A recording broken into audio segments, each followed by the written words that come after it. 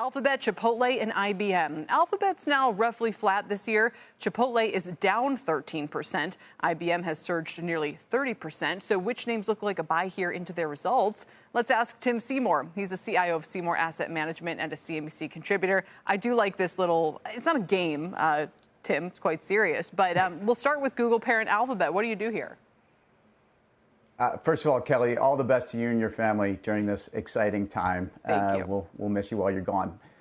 Look, Google, I think this one is a story of we know what the existential risks are or concerns, and it's built into the valuation, which is cheap relative to itself at a time when people are looking at just things that are cheap to the market. Google's always cheap. It's really cheap to itself. I think the comps are very attractive going into this print. I think we've gotten enough guidance in terms of where search is tracking. We know YouTube is a major threat, also an existential threat to a lot of other competitors. And I think YouTube's going to surprise to the upside. I think the cloud business is fine. I like this story. I know it's underperformed, at least the mega caps, but not of late.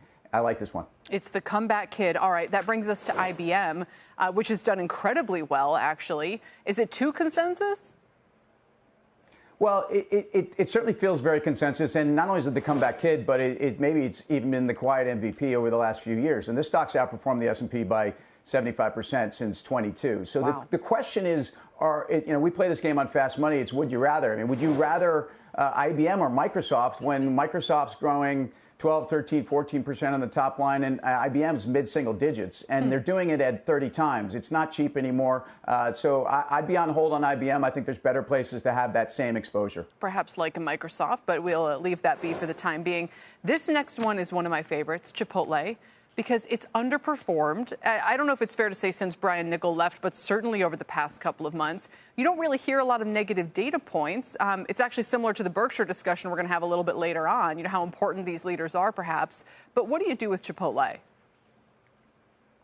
The underperformance certainly has given people some heartburn. I mean, you're down 30%-ish to the S&P since the summer of 24, and some of this, I think, is Niccol's exit, but I think a lot of this is just some concern about finally catching up to a growth bar that's very difficult. When they're guiding same-store sales at 2% and they're trading at almost 40 times, that's a tough combination. I think there's a little bit of pressure in fast casual. I think the segment's under a little more pressure. I think inflation and some pricing pressures have actually stabilized a bit. I love the story. I don't think the growth is there as it was, and I think you might still see this kind of meander sideways.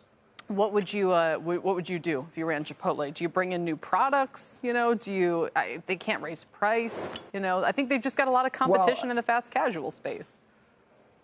I know you're a big fan of the Adobe summer offering here. So, I think some of it is product-based. Some of it is to steal a little more pizzazz. It's a competitive landscape. I think they're executing very well. I think the new store openings is where they need to be very, very clear and very cautious and maybe shoot more for margin than growth. I think the investor community would like to see that. Smart. I like that. By the way, I don't like the special flavor. The honey one, I don't like. The other one, maybe it's just a phase.